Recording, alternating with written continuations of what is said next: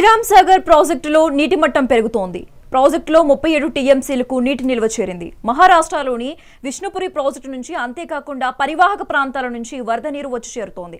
ఈ ప్రాజెక్టు పూర్తి స్థాయి నీటి మట్టం 1091 అడుగులు ఉంది. ప్రస్తుతం 1077 అడుగులు 37 టీఎంసీలకు చేరింది.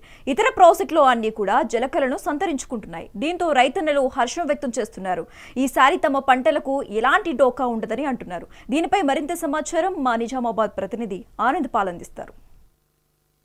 గత 3 రోజుల క్రితం ఉమ్మడి నిజామాబాద్ జిల్లా వ్యాప్తంగా కురిసిన వర్షాల కారణంగా ప్రాజెక్టులన్నీ కూడా సంతరించుకున్నాయి. వాగులు వంకలు కూడా పొంగి పొరుతున్న పరిస్థితి. సుమారుగా 40% వరకు కూడా చెరువులు కుంటని నిండిపోయిన పరిస్థితి ఉంది. ప్రస్తుతం మనం శ్రీరామ్ సాగర్ ప్రాజెక్టు వద్ద ఉంటున్నాం. ఇక్కడ ప్రాజెక్టులో చూసినట్లయితే గత నెల రోజుల క్రితం ఈ ప్రాజెక్టు బోసిపోయిన పరిస్థితి ఉండేది. అయితే మహారాష్ట్ర అయితేనేమి క్యాచ్మెంట్ ఏరియాలో కురిసిన వర్షాల కారణంగా భారీగానే వరద నీరు వచ్చి చేరుతుంది. అంతేకాకుండా విష్ణుపూరి పూర్తిగా నిండటంతో అక్కడ అధికారులు గేట్లను ఎత్తివేసి దిగువ ప్రాంతానికి కూడా నీటిని విడుదల చేస్తా ఉన్నారు. అయితే గైక్వాడ్ ప్రాజెక్టు కూడా 80% నిండటంతో అక్కడ నుంచి ఈ విధంగానే కూడా ఇదే విధంగా మహారాష్ట్రలో భారీగా వర్షాలు కురిస్తే మటుకు శ్రీరామ్ సాగర్ ప్రాజెక్టుకు మరింత వరద పెరిగే అవకాశం ఉంది. క్రమక్రమంగా నీటి మట్టం కూడా పెరుగుతూ ఉంది. అయితే గత సంవత్సరం చూసినట్లయితే ఈ సమయానికి ప్రాజెక్టు నిండుకుండం తలపించింది. కానీ ఈసారి ముందుగానే వర్షాలు ఆశించిన స్థాయిలో కురలేదు. ముఖం చాటేయడంతో ఆలస్యంగా వర్షాలు కురిశాయి.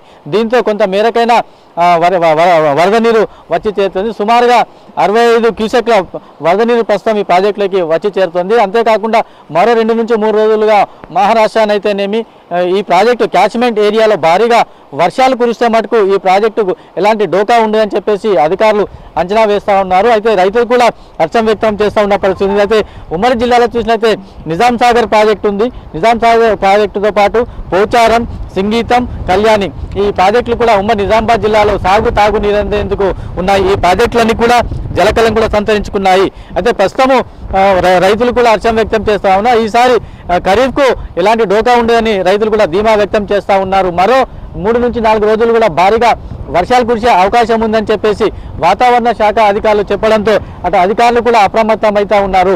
అయితే గత సంవత్సరం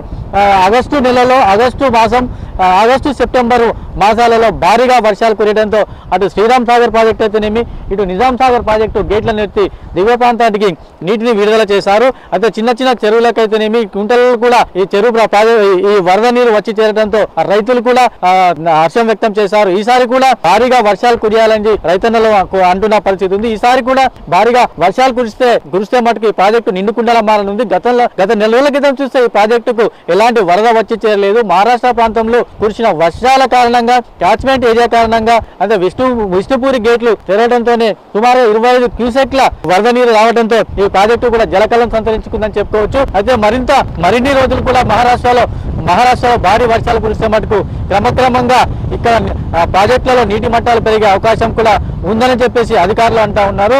మహారాష్ట్ర అయితేనేమి క్యాచ్మెంట్ ఏరియాలో అయితేనేమి కర్ణాటక తదితర ప్రాంతాల్లో వర్షాలు కురిస్తే అటు నిజాం సాగర్ ప్రాజెక్టు కూడా వరద పోటెత్తే అవకాశం ఉంది. కెమెరామెన్ రవీందర్తో ఆనంద్ పాల్, మెగా 9 శ్రీరామ్ సాగర్ ప్రాజెక్టు నుండి.